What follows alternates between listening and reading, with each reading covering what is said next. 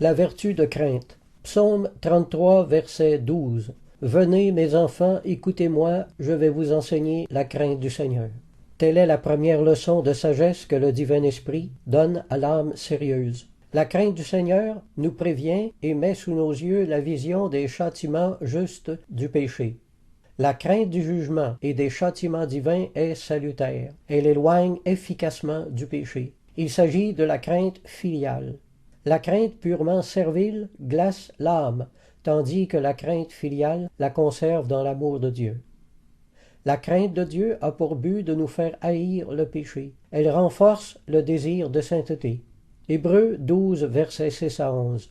Car le Seigneur châtie celui qu'il aime, et il frappe de la verge tous ceux qu'il reconnaît pour ses fils. Supporter le châtiment, c'est comme des fils que Dieu vous traite. Car quel est le fils qu'un père ne châtie pas?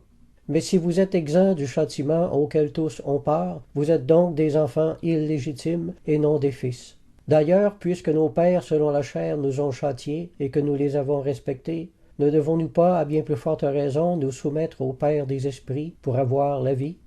Nos pères nous châtiaient pour peu de jours, comme ils le trouvaient bon. Mais Dieu nous châtie pour notre bien, afin que nous participions à sa sainteté. La traduction Maredsou a rendu « afin de nous communiquer sa sainteté ». Il est vrai que tout châtiment semble d'abord un sujet de tristesse et non de joie, mais il produit plus tard, pour ceux qui ont été ainsi exercés, un fruit paisible de justice.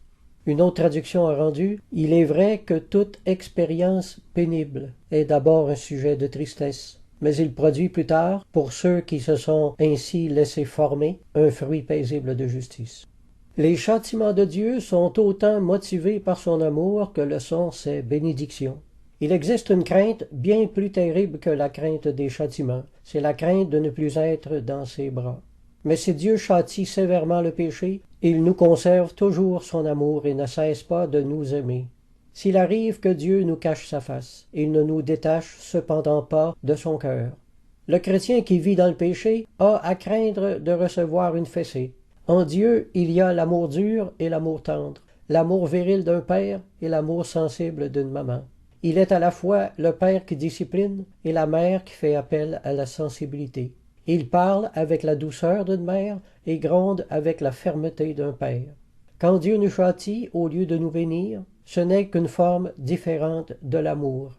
François de Sales a écrit « La main de Dieu est comme celle du chirurgien, elle ne blesse que pour guérir. » Saint Augustin a écrit « Comprenez-le bien, quand le Seigneur vous donne à souffrir, il le fait en médecin.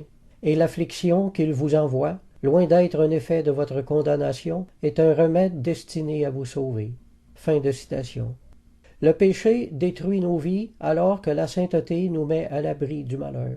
La crainte de Dieu subsiste toujours. Amen.